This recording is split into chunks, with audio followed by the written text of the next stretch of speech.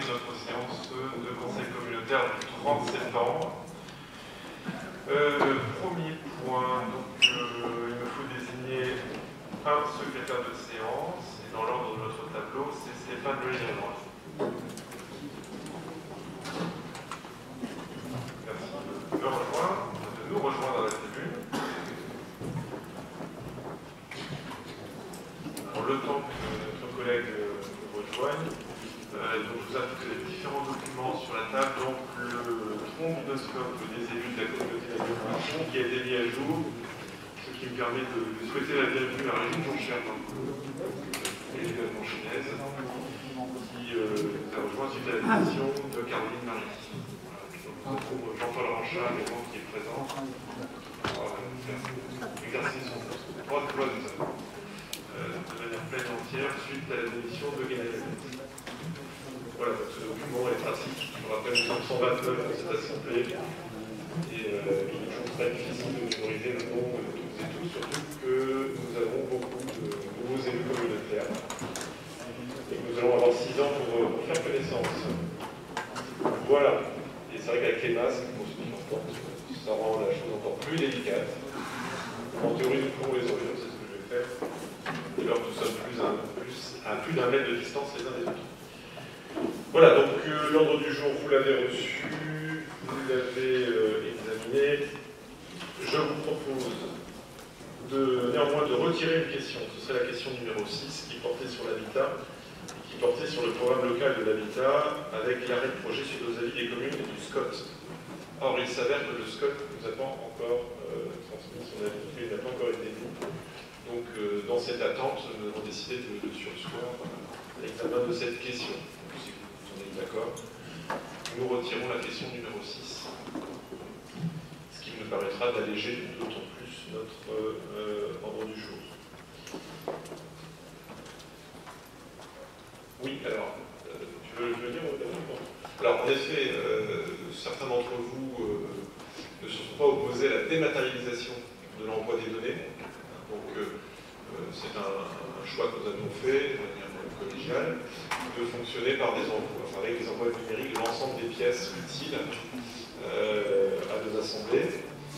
Toutefois, si parmi vous, certaines personnes auraient des difficultés techniques numériques à télécharger les documents, nous pouvons continuer à les envoyer par voie papier. Donc c'est possible, il ne faut pas hésiter à le demander, et il faut que ce soit sur la base de votre demande que cela se fasse. Donc, si certains d'entre vous préfèrent conserver l'envoi à domicile des documents papier, faites-le savoir à Sabrina Rob, qui est ici, qui va lever la main.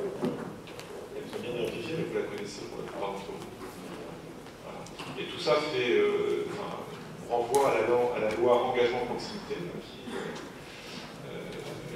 est au décembre 2019, qui permet aux collectivités de favoriser la voie numérique, néanmoins, à l'impossible est tenue. Donc si certains d'entre vous continuent à avoir besoin du papier pour des questions techniques, n'hésitez pas à vous signaler. Voilà, et puis pour l'acquisition de tablettes dont on a parlé, c'est en cours. Donc nous serons en mesure très bientôt de vous fournir des tablettes, si tant est que vous n'en ayez pas déjà une à l'échelle de votre commune, puisque c'est qu'il y a des communes qui sont déjà dotées. L'idée étant d'éviter les doublons. Une seule tablette pour chaque élu, qui aura vocation à servir dans les deux assemblées, l'Assemblée municipale et l'Assemblée communautaire. Voilà, donc je commence l'ordre du jour par vous demander si vous avez bien pris connaissance du compte-rendu du Conseil communautaire du 10 septembre dernier, et si, à tout hasard, il y avait besoin de modifier son contenu.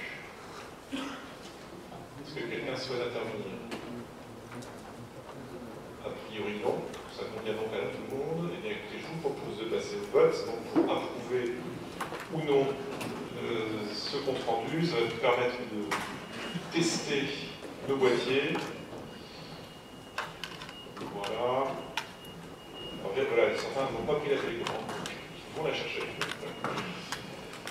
Donc pour, c'est la touche 1, contre, c'est la touche 2, 3, c'est la touche pour s'abstenir. Donc il faut bien appuyer sur le 1, 2, 3 et ensuite valider avec la touche OK.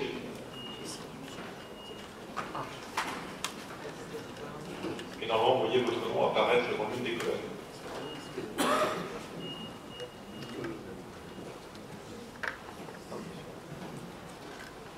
Et nous avons le nombre des votants et le nombre de votes qui nous permettent de voir où sont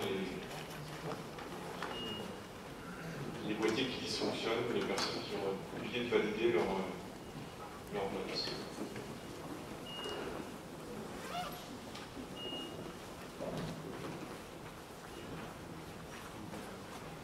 Voilà, donc il manque encore quelques votes.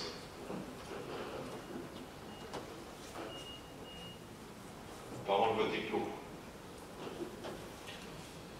Bien, en tout cas, sur ce premier point, donc nous avions 129 votants, 116 votes sont exprimés, et nous avons donc une large majorité pour, aucun vote contre et une abstention.